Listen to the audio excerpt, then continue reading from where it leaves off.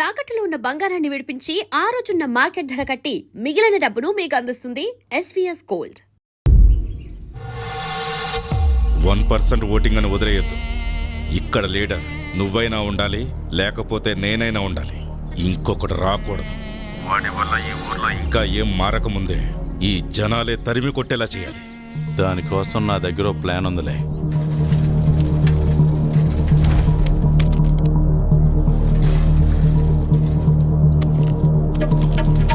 కృష్ణ, మనం ప్రేమించుకుంటున్నాం కదా. మీ ఇంట్లో ఈ విషయం చెప్పమని చాలాసార్లు చెప్పాను, కానీ చెప్పలేకపోయావు. వాళ్ళకు చెప్పినా అర్థం చేసుకోలేరని అన్నావు. నువ్వే చెప్పావు కదా, ఎక్కడికైనా వెళ్ళి పెళ్లి చేసుకుని 2 నెలలు ఉండొద్దామని. అందుకే ఈరోజు నైట్ ఎక్కడికైనా వెళ్ళి గుళ్ళో పెళ్లి చేసుకుందాం. ఇక మీ కుటుంబం పరువంటావా? ఓటుకు డబ్బు తీసుకున్నప్పుడే మీ పరువంతా పోయింది. ఇప్పుడు కొత్తగా పోయేదేం ఉండదు. ఇట్లు నీ అభి.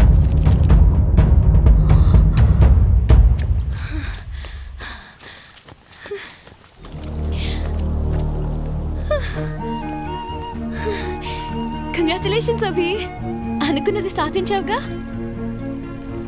నువ్వు సూపర్ అభి. జనాల్ని మార్చడం జరగని పని అనుకున్నాను.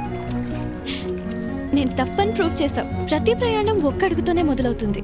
నా మనస్ఫూర్తిగా ఇప్పుడు చెప్తున్నా, ఆల్ ది బెస్ట్. నానా, ఎవరో లెటర్ రాస్తే అది నిజం అబద్ధమో తెలుసుకోకుండా ఏంటిది? నేనేం చేయాలో నాకు తెలుసు. నాకెవరు చెప్పాల్సిన పని లేదు.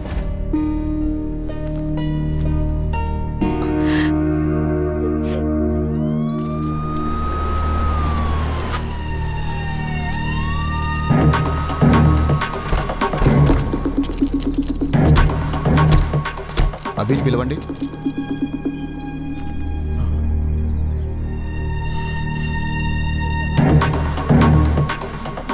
ఏమైంది సార్? ముందు అభిని పిలవండి. అభి, ఏమైంది సార్? నువ్వు పోలింగ్ సమయంలో రిగ్గింగ్ చేసావని కంప్లైంట్ వచ్చింది. అందుకే నువ్వు మాతో ఒకసారి పోలీస్ స్టేషన్కి రావాలి. అమ్మా, నువ్వేం కంగారు పడకు, నేను వచ్చేస్తాను. పదండి సార్.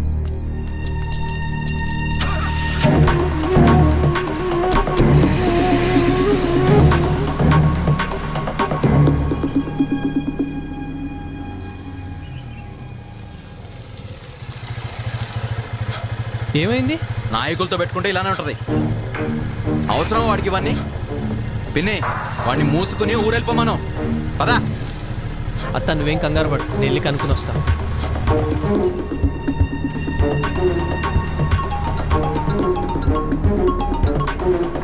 హలో. ఓ అవునా సార్? సరే సార్, ఇప్పుడే వదిలేస్తాను.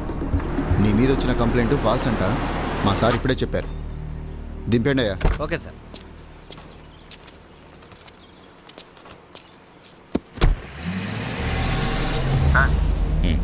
మీరు చెప్పినట్టుగానే చేశాను.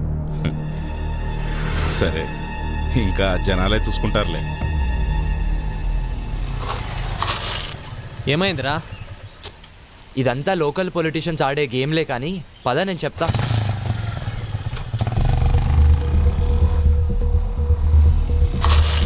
ఎవడో ఫాల్స్ కేసు పెట్టాడంట, అందుకే పంపించేశారు. ఏమో, మాకేం తెలుసు. ఇతను వచ్చిన తర్వాతే ఊళ్ళో అనేక రకాలైన మార్పులు వచ్చాయి, ఎన్నికలు వచ్చి పడ్డాయి, మా ఇళ్ల మీద పోలీసులు వచ్చి పడ్డారు. అదీ కాక టీవీలో వార్తలు అవి ఇవి జరుగుతున్నాయి. ఎప్పుడు గెలిచే పార్టీ ఓడిపోయింది, ఓడిపోయే పార్టీ గెలిచింది. ఇతన్ని పోలీసులు పట్టుకుపోయారు. ఇలాగే ఉంటే ఇంకా ఎన్ని మార్పులు వస్తాయో. అదేంటి అలా అంటారు? వాడు మీకోసమే కదా ఇదంతా చేసేది. వాడు జాబ్ కూడా వదులుకుని మీకోసం వస్తే మా కోసం ఎవరు ఏమీ చెయ్యొద్దయ్యా. అసలు చెప్పాలంటే ఇతను రాకముందే మా జీవితాలన్నీ ప్రశాంతంగా ఉండే. అవును, మమ్మల్ని వదిలేసాయ్యా. నీ బతుకు నువ్వు చూసుకో. అందరూ పదండి, మనం ఇక్కడే ఉంటే రేపు పోలీసులు మనల్ని కూడా పట్టుకెళ్తారు. పదండి పదండి. పదండి పదండి.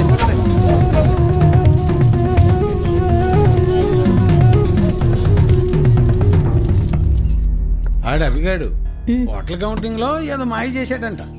అందుకే పోలీసులన్నీ అరెస్ట్ చేశారు. పాపం ఊరికే పోతుందా, వదిలిపెడుతుందా?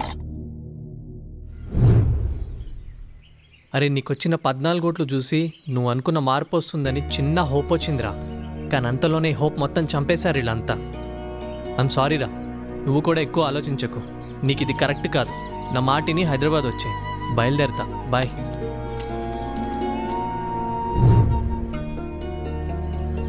తప్పు చేసామేమో అనిపిస్తుంది. వాడికి సపోర్ట్ చేసి ఉండాల్సింది.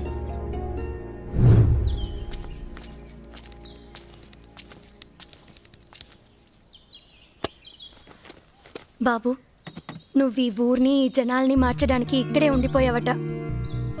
అవేమీ మాకు తెలియదు, కానీ నీ వల్ల మా ఇంట్లో ఒక ఆడపిల్ల ఏడుస్తుంది. ఇది నీకు కరెక్ట్ కాదయ్యా.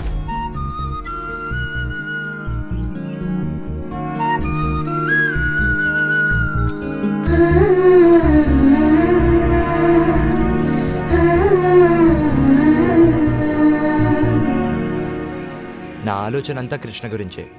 నా వల్లే తను సఫర్ అవుతుంది. రేయ్, మళ్ళీ కాల్ చేస్తారా? చెప్పమ్మా. నీకు చెప్పేంత దాన్ని కాదయ్యా, కానీ నీ వల్ల ఒక ఆడపిల్ల బాధపడుతోందంటేనే నేను తట్టుకోలేకపోతున్నాను. మంచో చెడో నాకు తెలియదు, కానీ నువ్వొచ్చాక ఊర్లో మార్పు వచ్చింది. కానీ ఇక్కడి మార్పు ఎవ్వరికీ అవసరం లేదు. మా బ్రతుకులేవో మమ్మల్ని ఇలా బ్రతికినివ్వు. దయచేసి ఈ ఊరి వదిలి వెళ్ళిపో. మా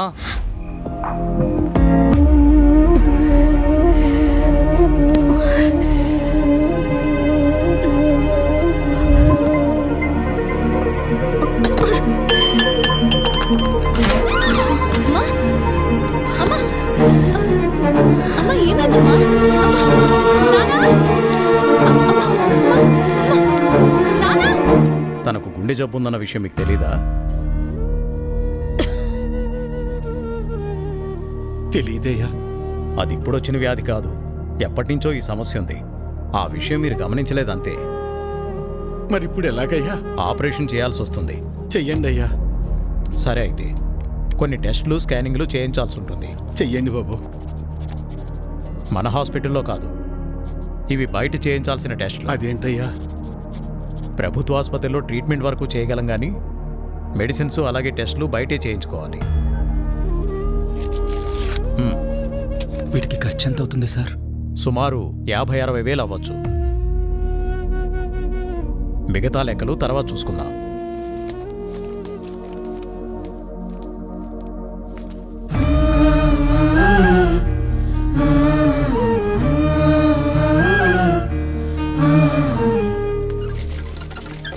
ఒరే పెద్దోడా, మేము ఎంత పని చేసిందిరా. ఎప్పుడు నొప్పి అని కూడా అనలేదు. అవునన్నా. సర్లే, ఎలక్షన్ డబ్బులు ఉన్నాయిగా, పర్లేదులే. అవెక్కడున్నాయి నాన్న? అంతకుముందు చేసిన అప్పులు మొత్తం తీర్చేశాంగా. మరి ఇప్పుడు ఎలా రా? ఇప్పుడు ఏం చేద్దాం? ఏం చేయాలి? నలుగురు దగ్గరికి వెళ్ళి ప్రయత్నం చేద్దాం. పద పద, తొందరగా నడు.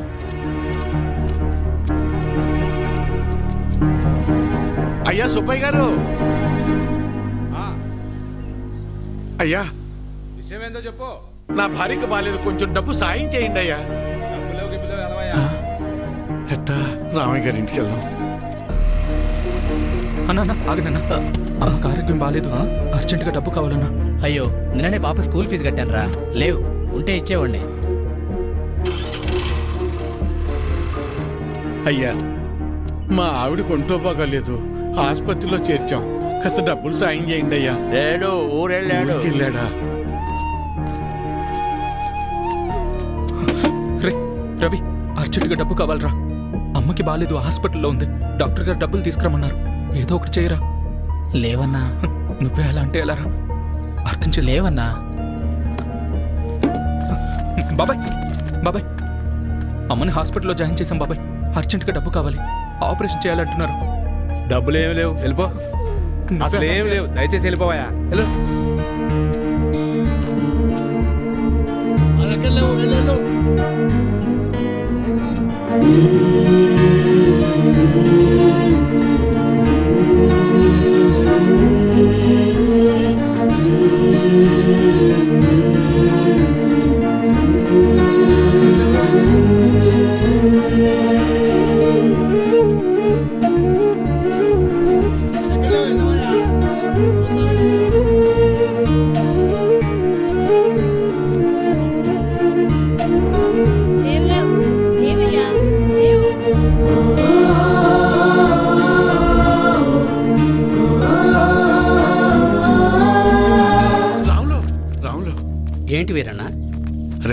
ఏమైనా కసిన డబ్బులుంటే సర్దరా. నా తల తాకట్టు పెట్టైనా నీ బాకీ తీరుస్తాను. వీరన్న, నీకు అప్పిచ్చేంత స్తోమత నాకు లేదురా. అట్లా అనబాకరా. ఏం చేయాలో నాకు అర్థం కావటం లేదు. అందుకే నేను నీకు చెప్పేది, ప్రభుత్వాలు ఇస్తున్నాయి కదా అని ఊరికే ఉండకూడదు. ఉచితంగా వచ్చేది తీసుకో, అది నీ హక్కు. వద్దని నేను అనడం లేదు, కానీ దాని మీదే ఆధారపడకుండా పనిచేసి సంపాదించుకుంటే నీకు ఈరోజు ఈ దుస్థితి వచ్చేది కాదు కదా. మొన్ననే ఎన్నికలు జరిగాయి. మళ్ళీ ఎన్నికలు వచ్చేదాకా నీ చేతిలో 4 డబ్బులుండవు. అలాంటిది నిన్ను నమ్మి ఈ ఊళ్ళో ఎవరు డబ్బులు ఇస్తారు చెప్పు?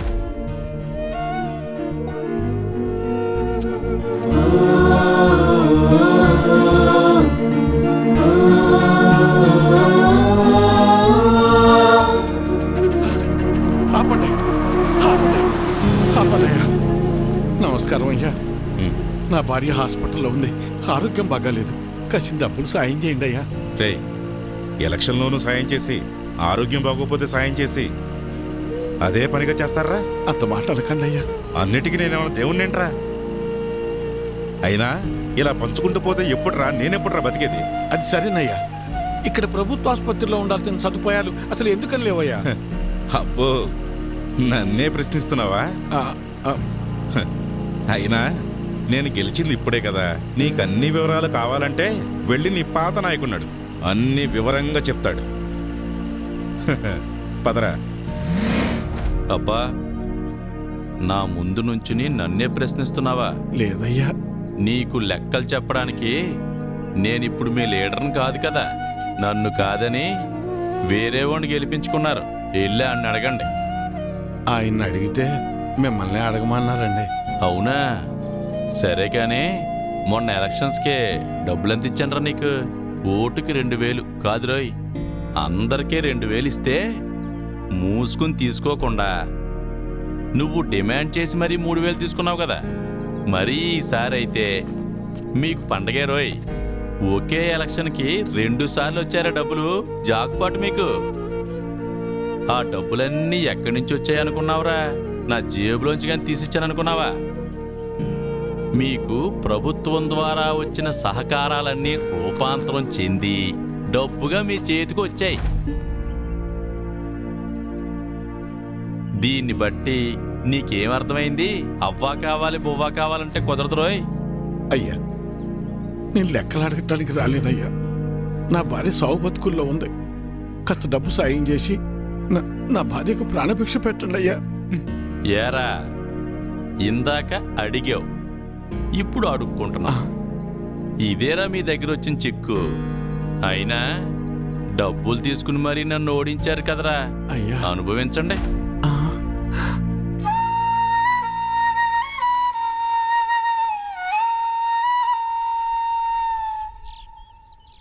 ఇప్పుడు ఎలా నాన్న?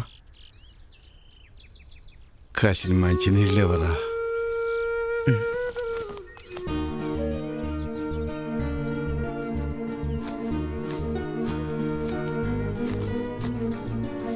తీసుకున్నాను.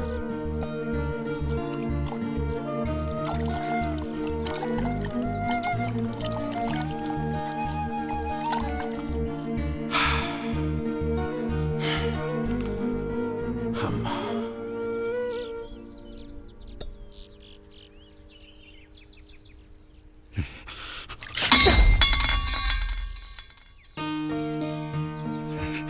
కన్న తల్లిని కాపాడుకోలేని బతుకు కూడా ఓ బతికేనా?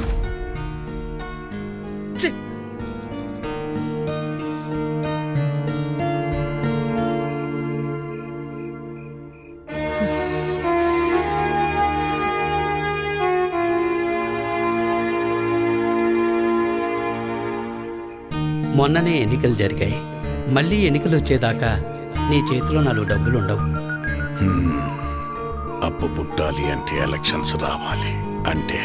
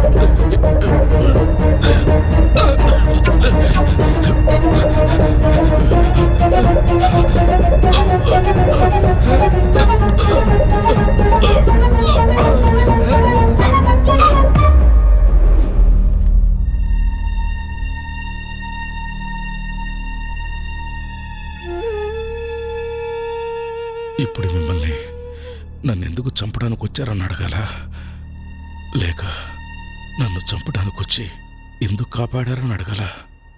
ఏమని అడగాలి? ఆవేశంలో మిమ్మల్ని చంపాలని వచ్చిన మాట నిజమేనయ్యా.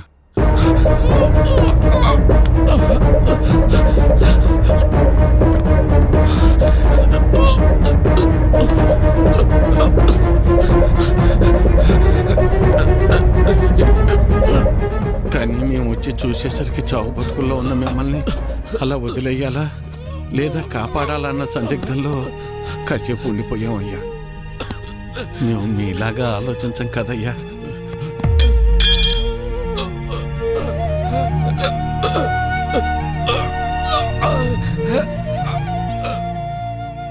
మేము సామాన్యులం, అందుకే మిమ్మల్ని కాపాడామయ్యా.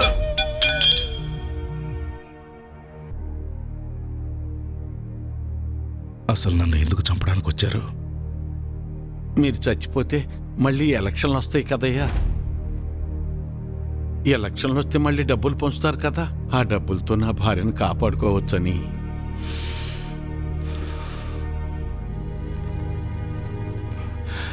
డబ్బు పారేస్తే దేనైనా సొంతం చేసుకోవచ్చు అనుకునే మాకు నువ్వు మాట్లాడిన ఒక్క మాట చాలు మేమెంత పెద్ద తప్పు చేసామో తెలియటానికి.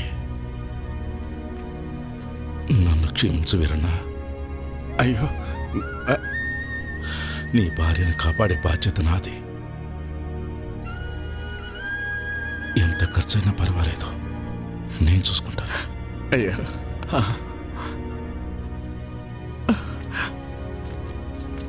వీరన్నా. అయ్యా, నీ కూతురు ఏ తప్పు చేయలేదు. ఆ లెటర్ మేమే రాయించాం.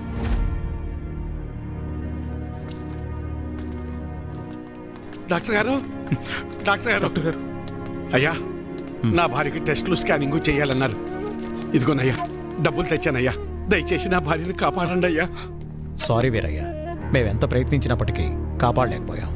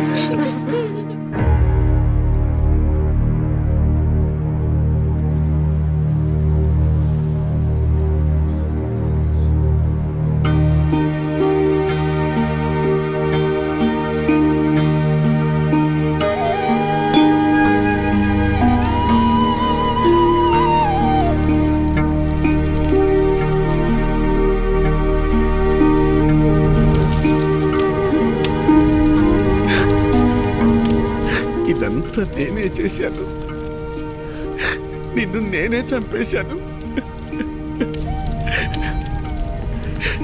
అగ్ని సాక్షిగా నీకు తోడుంటానని మాటిచ్చాను. కానీ అదే అగ్గిలో నువ్వు కాలి బుక్కైపోతుంటే ఏమీ చేతగాని వాళ్ళ చూస్తూ ఉన్నా. 7 అడుగులు నడిస్తే ఆ బంధం 7 జన్మల పాటు ఉంటుందంటారు. వద్దు వద్దు, ఇక నేను నీకు భర్తగా ఇంకా ఏ జన్మలోనూ రాకూడదు లక్ష్మి, రాకూడదు. నన్ను క్షమించు లక్ష్మి, నన్ను క్షమించు.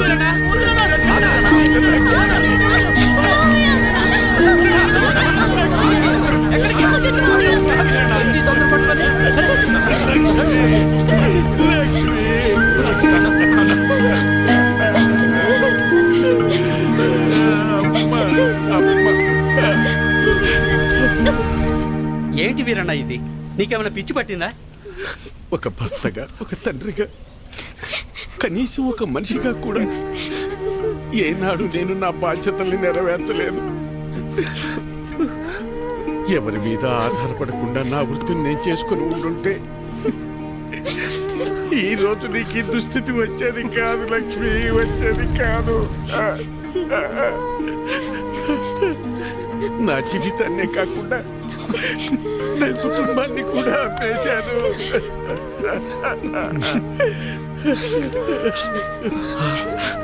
ఎవరో వేసే పిచ్చ మీద ఆధారపడి బతికేలా చేశాను. చివరకు నా భార్య ప్రాణం కోసం కూడా చేతులు చాచి అడుక్కునేంతగా దిగజారిపోయాను.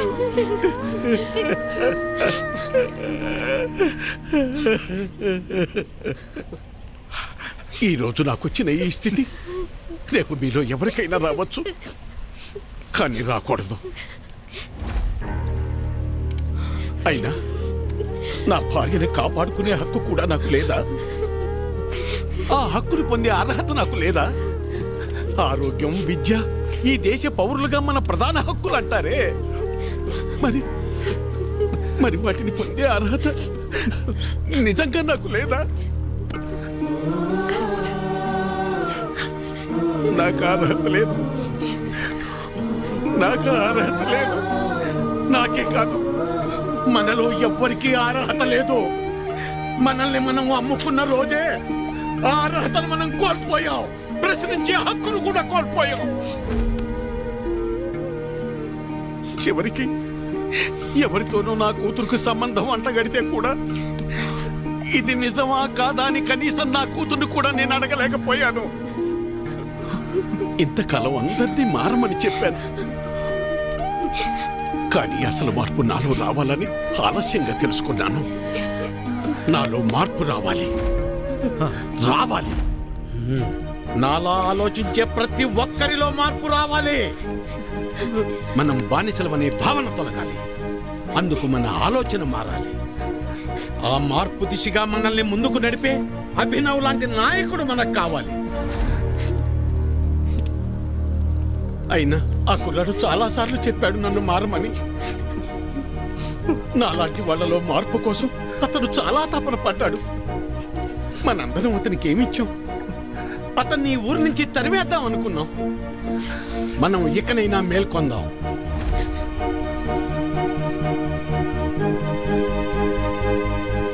మనం మారడానికి అభినవ్ రూపంలో ఒక అవకాశం వచ్చింది. ఆ అవకాశాన్ని మనం చేజార్చుకోవద్దు, చేజార్చుకోవద్దు.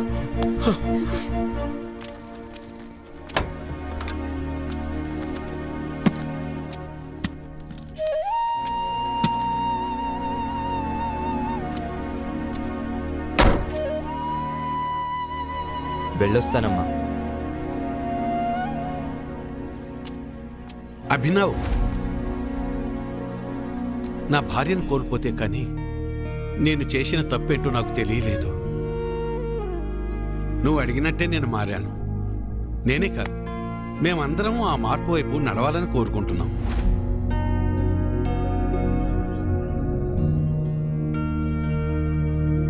మా నాయకుడిగా ఉండి మమ్మల్ని ఆ దిశగా నడిపించు. ప్రశ్నించే నీ గొంతుకు మా గాళాన్ని కూడా జోడించి ఆ ప్రశ్నకు ఊపిరిపోద్దాం. నేను నాయకుడిని అవుదామని కాదండి, మీలో ఈ మార్పు కోసమే నా ఈ తపన. విద్య, వైద్యం, వాక్ స్వాతంత్రం ఎలాగైతే మన ప్రాథమిక హక్కులో, మన సమస్యల కోసం పోరాడటం, వాటిని ప్రశ్నించడం కూడా మన ప్రాథమిక హక్కే. కానీ ఎప్పుడైతే మనం మన ఓటు నమ్ముకుంటున్నామో మనం ఆ హక్కుని కోల్పోతున్నాం. అందరూ అనుకునేలా ఓట్ అనేది ఒక హక్కు కాదండి, అది మన బాధ్యత.